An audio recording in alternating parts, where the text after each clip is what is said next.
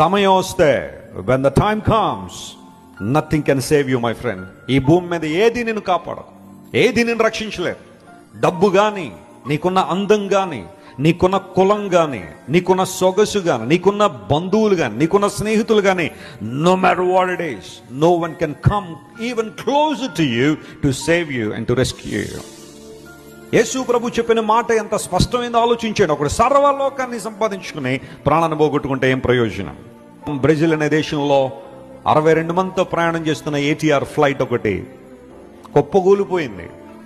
బహుశా ఇప్పుడు దాని లోపల ఉన్న వీడియోలన్నీ ఇప్పుడు బయటకు వచ్చేస్తున్నాయి. లోపల ప్రజలు ఎలా కేకలు వేసి ఉంటారు, ఎలా అరిచి ఉంటారు, వాళ్ళందరూ ఎన్ని కలలుగానే ఉంటారు, ఎక్కడికి వెళ్ళాలి, ఏంటి, వారి భవిష్యత్తుల మీద ఎంత వారికి ఆశ ఉంటుందో. ఆ గిర్రగిర్ర తిరిగి ఆ విమానం కూలిపోవడం అక్కడ ఉన్న వాళ్ళందరూ చాలా మంది రికార్డ్ చేశారు.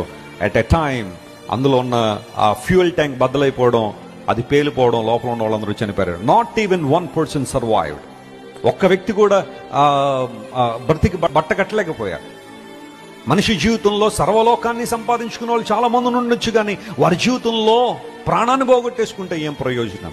ఈవెన్ బిఫోర్ యు డై, ఈ లోకాన్ని విడిచి వెళ్ళిపోక మునిపే క్రీస్తు ప్రభువును సంపాదించుకోవాలని ఆశ పౌలు గారికి ఉన్నట్టుగా నీకు నాకు ఉంటే అంతకన్నా ధన్యత మరొకటి ఉందా? స్తోత్రం చెప్దాం ఒకసారి. హల్లెలూయా. It's a blessedness.